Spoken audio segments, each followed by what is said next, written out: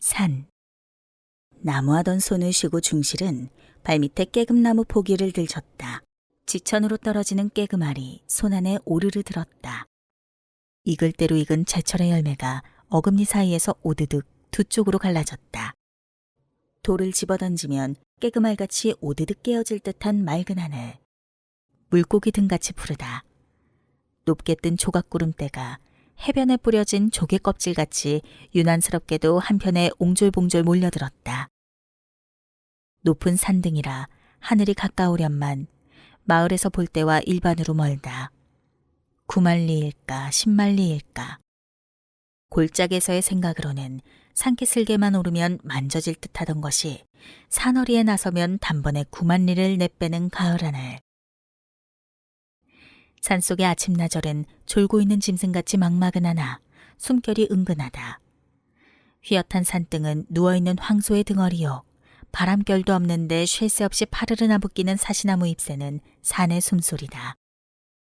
첫눈에 뜨이는 하얗게 분장한 자작나무는 산속의 일색.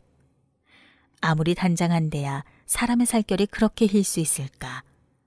수북 들어선 나무는 마을의 인총보다도 많고 사람의 성보다도 종자가 흔하다. 고요하게 무럭무럭 걱정 없이 잘들 자란다. 산오리나무, 물오리나무, 가락나무, 참나무, 줄참나무, 박달나무, 사수레나무, 떡갈나무, 피나무, 물가리나무, 쌀이나무, 고로쇠나무. 골짜기는 산사나무, 아그베나무, 갈매나무, 개운나무, 엄나무. 산등에 간간이 섞여 어느 때나 푸르고 향기로운 소나무, 잣나무, 전나무, 향나무, 노가지나무. 걱정 없이 무럭무럭 잘들 자라는 산속은 고요하나 웅성한 아름다운 세상이다. 과실같이 싱싱한 기운과 향기, 나무 향기, 흙냄새, 하늘 향기. 마을에서는 찾아볼 수 없는 향기다. 낙엽 속에 파묻혀 앉아 깨금을 알뜰히 봐수는 중실은 이제 새삼스럽게 그 향기를 생각하고 나무를 살피고 하늘을 바라보는 것이 아니었다. 그런 것은 한데 합쳐서 몸에 한빡 젖어들어 전신을 가지고 모르는 결에 그것을 느낄 뿐이다. 산과 몸이 빈틈없이 한데에 얼린 것이다. 눈에는 어느 결인지 푸른 하늘이 물들었고 피부에는 산냄새가 배었다. 바심할 때의 집북더기보다도 부드러운 나뭇잎, 여러 자기 피로 쌓이고 쌓인 깨금잎, 가락잎, 떡갈잎의 부드러운 보료. 속에 몸을 파묻고 있으면 몸뚱어리가 마치 땅에서 솟아난 한 포기의 나무와도 같은 느낌이다. 소나무, 참나무, 총중의 한 대의 나무다. 두 발은 뿌리요, 두 팔은 가지다. 살을 베면 피 대신 나무찐이 흐를 듯하다.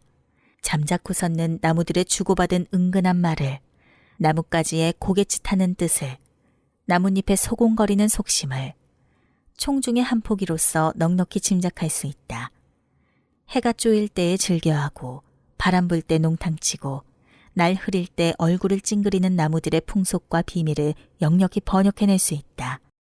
몸은 한 포기의 나무다. 벼랑간 부드득 솟아오르는 힘을 느끼고 중실은 벌떡 뛰어 일어났다. 쭉 펴는 내 활개에 힘이 뻗쳐 금시에 그대로 하늘에라도 오를 듯 싶다.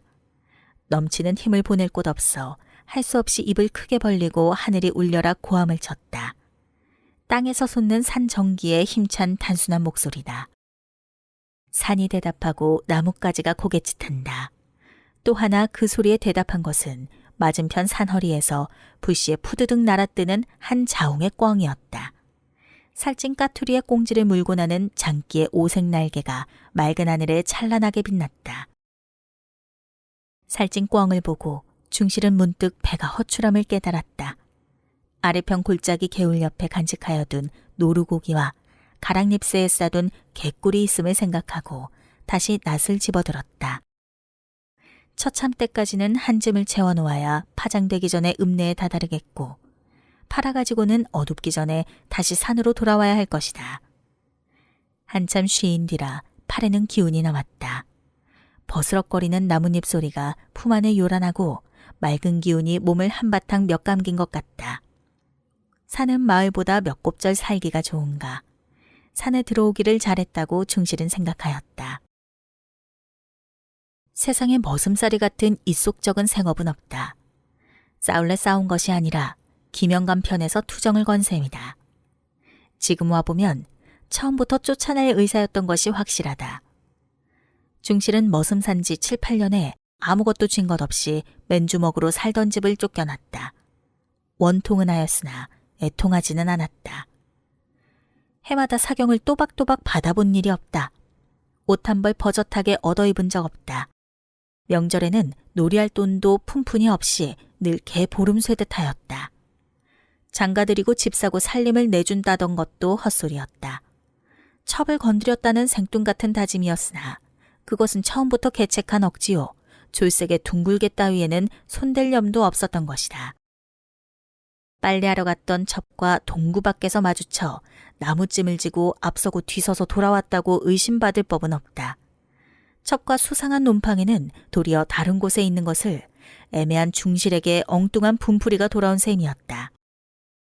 가살스런 첩의 행실을 휘어잡지 못하고 늙음막판에 속 태우는 영감의 신세가 하기는 가엾기는 하다.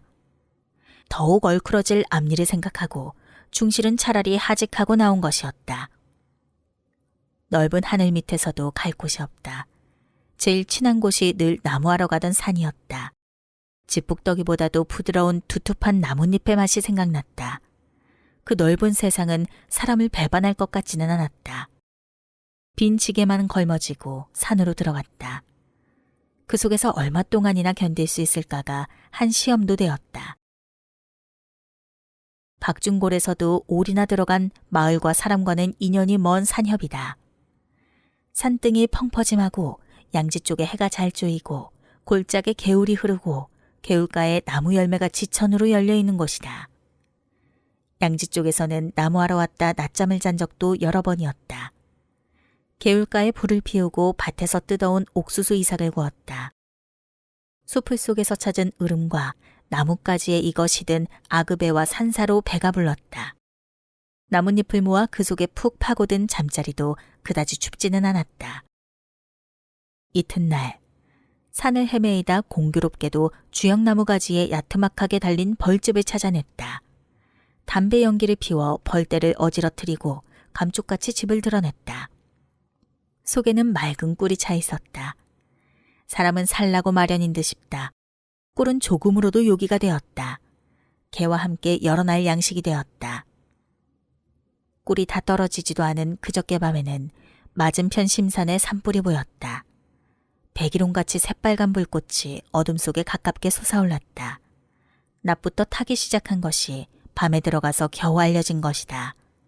누에게 먹히우는 뽕잎같이 아물아물해지는 것 같으나 기실은 한자리에서 아롱아롱 타는 것이었다. 아귀의 혀끝같이 널름거리는 불꽃이 세상에도 아름다웠다. 울밑의 꽃보다도 비단결보다도 무지개보다도 수탈개 맨드라미보다도 곱고 장하다. 중실은 알 수 없이 신이 나서 몽둥이를 들고 산등을 달아오르고 골짜기를 건너 불 붙는 곳으로 끌려 들어갔다. 가깝게 보이던 것과는 딴판으로 꽤 멀었다. 불은 산등에서 산등으로 둘러붙어 골짜기로 타내려갔다. 화기가 확확 튀어 가까이 갈 수 없었다. 후끈후끈 무더웠다. 나무 뿌리가 탁탁 튀며 땅이 쨍쨍 울렸다. 민출한 자작나무는 가지가지에 불이 피어올라 한 포기의 산호수 같은 불나무로 변하였다. 헛되이 타는 모두가 아까웠다. 중실은 어쩌는 수 없이 몽둥이를 쓸데없이 휘두르며 불테두리를 빙빙 돌 뿐이었다. 그 불은 힘에 붙이는 것이었다. 확실히 간 보람은 있었다. 그을어 쓰러진 노루 한 마리를 얻은 것이다. 불테두리를 뚫고 나오지 못한 노루는 산골짜기에서 뱅뱅 돌아 결국 불벼락을 맞은 것이다. 물론 그것을 얻은 때는 불도 거의 다 탄 새벽녘이었으나 외로운 짐승이 몹시 가여웠다. 그러나 이미 죽은 후의 고기라 중실은 그것을 짊어지고 산으로 돌아갔다. 사람을 살리자는 산의 뜻이라고 비위 좋게 생각하면 그만이었다. 여러 날 동안의 흐뭇한 양식이 되었다. 다만 한 가지 그리운 것이 있었다. 짠맛, 소금이었다. 사람은 그립지 않으나 소금이 그리웠다. 그것을 얻자는 생각으로만 마을이 그리웠다. 힘이 자라는 데까지 졌다. 20리길을 부지런히 걸으려니 잔등에 땀이 내뱉다. 걸음을 따라 나무찜이 휘춘휘춘 앞으로 휘었다. 간신히 파장전에 되었다. 나무를 판 때의 마음이 이날같이 즐거운 적은 없었다. 물건을 산 때의 마음도 이날같이 즐거운 적은 없었다. 그것은 짜장 필요한 물건이기 때문이다. 나무판 돈으로 중실은 감자말과 좁쌀대와 소금과 남비를 샀다. 산속의 호젓한 살림에는 이것으로서 족하리라고 생각되었다. 목숨을 이어가는데 헤어쯤이 없으면 어떨까도 생각되었다.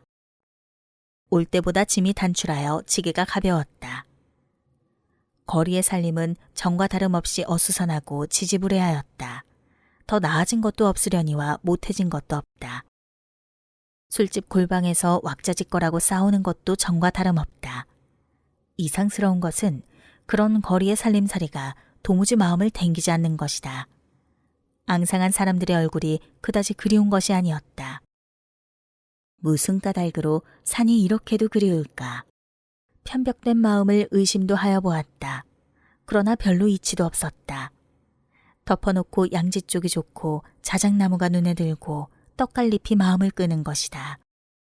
평생 산에서 살도록 태어났는지도 모른다. 김영감의 그 후의 소식은 물어낼 필요도 없었으나 거리에서 만난 박서방 입에서 우연히 한 구절 얻어듣게 되었다. 병든 등불개첩은 기어코 김영감의 눈을 감춰 최석이와 주랭랑을 놓았다. 종적을 수색 중이나 아직도 오리무중이라 한다. 사랑방에서 고시랑고시랑 잠을 못 이룰 60노인의 꼴이 측은하게 눈에 떠올랐다. 애매한 머슴을 내쫓았음을 뉘우치리라고 생각되었다. 그러나 중실에게는 물론 다시 살러 들어갈 듯도 노인을 위로하고 싶은 친절도 가지기 싫었다. 다만 거리의 살림이라는 것이 더 한층 어수선하게 여겨질 뿐이었다. 산으로 향하는 저녁길이 한결 개운하다. 개울가에 남비를 걸고 서투른 솜씨로 지은 저녁을 마쳤을 때에는 밤이 저욱이 어두웠다. 깊은 하늘에 별이 총총 돋고 초생달이 나뭇가지를 올감이 주었다. 새들도 깃들이고 바람도 자고 개울물만이 쫄쫄쫄쫄 숨쉰다. 검은 산등은 잠든 황소다. 등걸불이 탁탁 튄다. 나뭇잎 타는 냄새가 몸을 휩싸며 구수하다. 불을 쪼이며 담배를 피우니 몸이 훈훈하다. 더 바랄 것 없이 마음이 만족스럽다. 한 가지 욕심이 솟아올랐다. 밥 짓는 일이란 머슴에 할 일이 못 된다. 사내 자식은 역시 밭 깔고 나무하는 것이 옳은 것이다. 장가를 들려면 이웃집 용녀만한 색시는 없다. 용녀를 데려다 바비를 맡길 수밖에는 없다고 생각하였다. 용녀를 생각만 하여도 즐겁다. 국리가 차례차례로 솔솔 풀렸다. 굵은 나무를 베어다 껍질째 토막을 내 양지 쪽에 쌓아 올려 단간에 조촐한 오두막을 짓겠다. 펑퍼짐한 사너리를 일궈 밭을 만들고 봄부터 감자와 귀리를 갈 작정이다. 오랍들의 우리를 세우고 염소와 돼지와 닭을 칠 터. 산에서 노루를 산채로 붙들면 우리 속에 같이 기르고 용녀가 집안일을 하는 동안에 밭을 가꾸고 나무를 할 것이며 아이가 나면 소같이 산같이 튼튼하게 자라렸다. 용녀가 만약 말을 안 들으면 밤중에 내려가 가만히 업어올 걸. 한번 산에만 들어오면 별 수 없지. 불이 거의 으스러지고 물소리가 더 한층 막다. 별들이 어지럽게 깜빡거린다. 달이 다른 나뭇가지에 걸렸다. 나머지 등걸불을 발로 비벼 끄니 골짜기는 더 한층 막막하다. 어느 맘때인지 산속에서는 때도 분별할 수 없다. 자기가 이른지 늦은지도 모르면서 나무 밑 잠자리로 향하였다. 낯가리같이 두두룩하게 쌓인 낙엽 속에 몸을 송두리째 파묻고 얼굴만을 빼꼼히 내놓았다. 몸이 차차 푸근하여 온다. 하늘의 별이 와르르 얼굴 위에 쏟아질 듯 쉽게 가까웠다 멀어졌다 한다. 별 하나 나 하나, 별 둘 나 둘, 별 셋 나 셋. 어느 결엔지 별을 새이고 있었다. 눈이 아물아물하고 입이 뒤바뀌어 수요가 틀려지면 다시 목소리를 높여 고쳐 세이곤 하였다. 별 하나 나 하나, 별 둘 나 둘, 별 셋 나 셋. 세이는 동안에 중실은 제 몸이 스스로 별이 됨을 느꼈다.